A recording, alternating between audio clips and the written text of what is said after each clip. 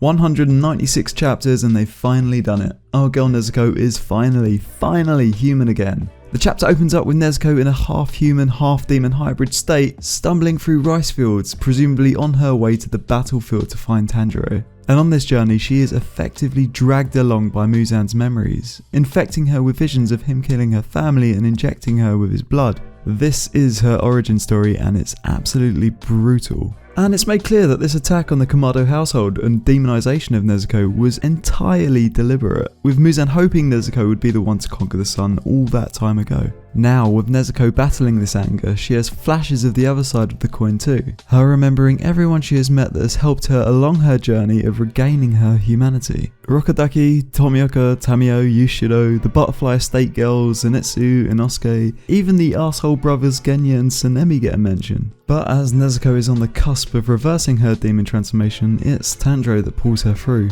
And with his dorky smile at the forefront of her memories, she does it. Her claws retract into regular fingernails, her fangs fade, and she has a pair of regular old eyeballs. She's human again.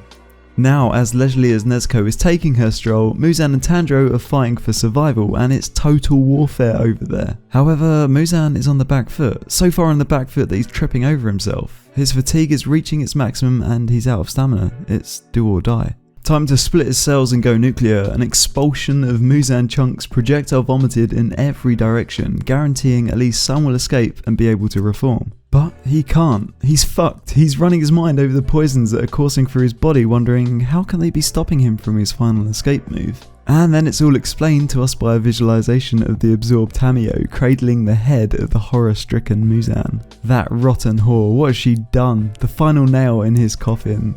There were in fact 4 poisons in total, and the last one is to suppress him from splitting and escaping. Perfect. Now, predictions for next week's chapter from me can be split into 2 different scenarios. Route A, the happy ending. Tamio's poison cripples Muzan, and quite simply with no twists or turns. Tanjiro ends Muzan with Breath of the Sun forms in succession, destroying all of Muzan's hearts and brains. Nezuko arrives to watch him burn as the sun rises for dawn. Tanjiro is stitched up and they live happily ever after.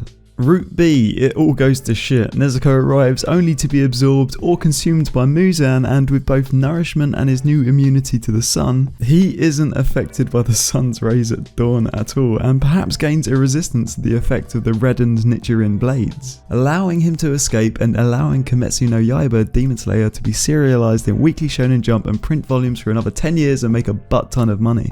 And that's what I'm thinking for this week. This was Anime Fried Chicken. I cover Demon Slayer and Black Clover weekly and do all sorts of anime discussion videos throughout the week. Thanks for watching and I'll catch you guys next time. Cheers.